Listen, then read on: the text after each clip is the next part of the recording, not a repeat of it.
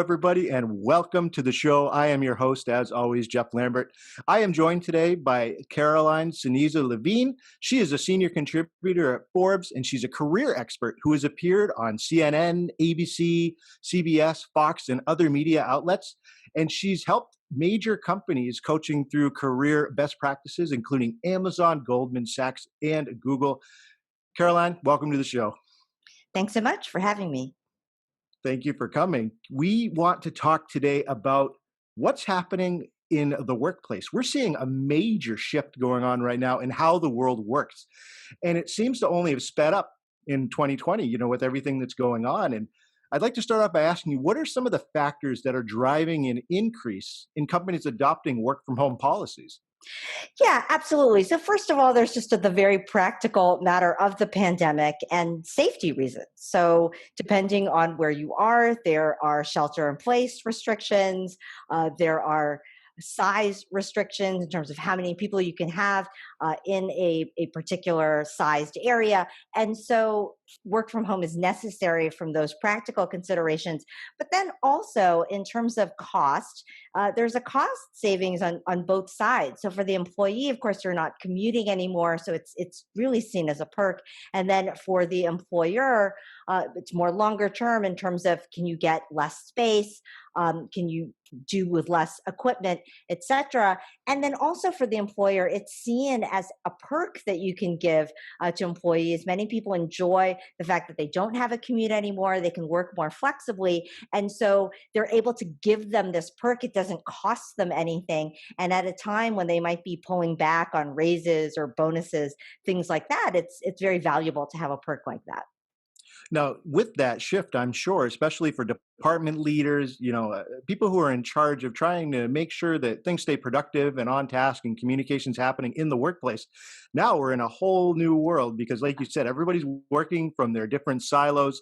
You have to be able to bring that together effectively. So what are some issues that you've seen that have cropped up with this transition, especially for people who are managing teams? Yeah. So first and foremost, managing while you're from home. So managing from home and then managing a dispersed team that is working from home is not the same as managing in real life.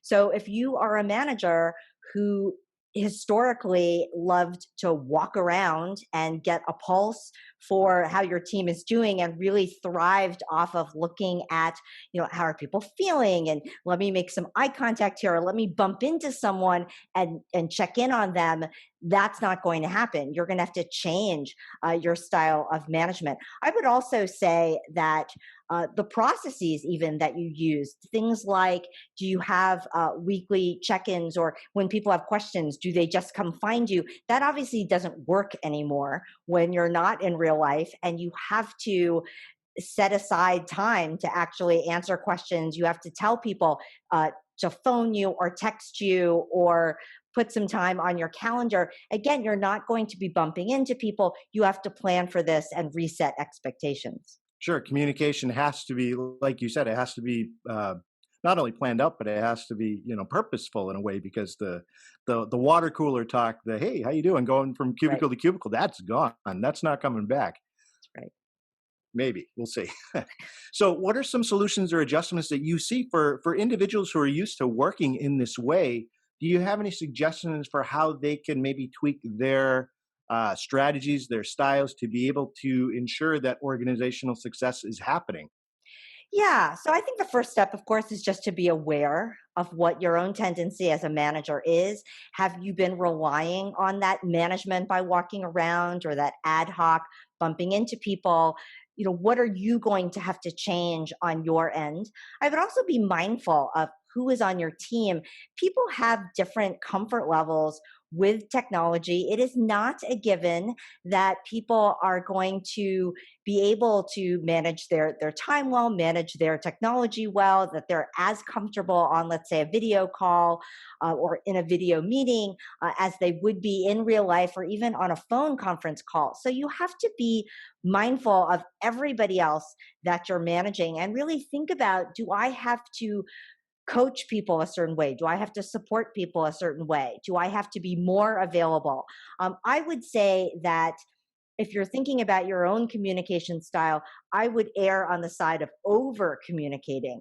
Hmm. Don't be afraid to check in more often, because you can always dial that back and readjust. But don't assume that your staff, that your team is going to come to you with every question that they have, or that they're going to come to you with concerns, because they're also, dealing with this for the first time. They might not know how to manage themselves. They might not know how you're going to react. And so they're also confused and not necessarily ready to ask all the questions. And so you, as the manager, have to take that lead. And that's why I say your own self awareness, your awareness of the team, and then, of course, even over communicating is going to be something that's helpful. Do you think it's a good idea, especially for managers, to keep in mind during this time as well? Everyone's going to have a relative shift in terms of when their major work is going to happen. You may have parents in the morning who are starting their kids off on virtual school, and they may have to take a break for 30 minutes to make that happen in order to do their job well. Should there be a little bit more flexibility in terms of communication and response times that you see in this new environment that we work in? Is that an important thing to remember?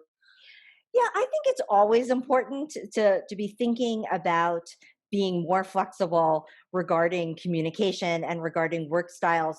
Even before the pandemic, we were moving with digital technology, for example, really tethering people to their office, even when they're outside the office. We're moving to a more fluid work environment where it's not about clocking in at 9 and clocking out at 5. I mean, the reality is that people's work days already, even before the pandemic, were more fluid. And so now, on top of that, you have the fact that basically work life boundaries have all but disappeared. And like you mentioned, there are childcare and elder care and homeschooling and all sorts of other responsibilities vying for our time. And so, yes, absolutely, managers need to be more flexible around how people can get the best results for their work. And that really means that managers need to be super clear about the results that they're trying to get from their team, so that they can judge by results and not just by how quickly an email gets answered or how responsive someone is on a particular issue. They might not be tethered to their desk, but that doesn't mean that they're not getting their work done. Now, this transition, like we said, we've seen it over the past few years. This has been happening slowly for quite a long time. Things have accelerated in this year. Are there any businesses that you have either worked with or seen in the news that you feel they're really hitting the nail on the head in terms of making the WFH culture and experience really work for their employees? I see it more less, company wide by company wide, and more manager by manager. So Hmm. I've seen even within the same company that there are some managers who have managed to rally their team and get good results from their team, that they really, again, they check in, they recognize that some people will need to work more flexibly, they support them when it comes to using the technology to their benefit. And so they've really, raised the stakes and raised their own performance around how they're leading their team. And then I've seen managers in the same company struggle with this because they might be too tied to managing by walking around, or they really just haven't taken the time to adjust their style to the new normal. So I hesitate to say, oh, this company is doing it right and this company is not doing it right, because again, we're dealing with people managing people, and you'll see wide variations when it comes to teams. Excellent point. And as we move forward in this, do you have any predictions as to where this is going to lead us, this continued work from home culture? What do you see on the horizon, even 1 year or 5 years from now? I think the best example is the fact that you have, let's say, a company, Twitter, that says, okay, we're going to work from home indefinitely. This is going to be forever. And then very recently, Netflix comes out and says, oh, this work from home stuff, this is terrible. We need to get people back into the office. So there are lots of examples of, again, these are two companies in relatively basically the same industry, and yet they have very, very different philosophies around work from home. So how is this going to play out? I have no idea. I mean, I think it's going to depend company by company, and frankly, potentially team by team. That there will be, even within the same company, some people will find that it's working great for them. And if they have that flexibility, they're going to let their staff work from home, or they're going to ask their staff to come back to the office. I don't think that we know. And so, to the rest of the points that I made in the podcast, where I was saying you really have to check in with yourself and make sure that you're not making assumptions. You need to check in with your team, be aware of what they need, be aware of their needs for technology. We're just going to have to keep doing that going forward, as the market changes and as this pandemic changes and as we learn more. Sure. And, all this happening right now, this is really serving as a large sales social experiment, I guess you could say, in terms of how this is going to play out. So it'll be interesting to see where we go from here. Caroline, for people who want to learn more about what you do, the services that you offer, learning more about just optimizing careers in general, how can people connect with you? Yeah, so the best way is to go to my website, which is sixfigurestart.com. So that's SIX figure and then start, START.com. Caroline, thanks so much for coming on the show. Thanks for having me.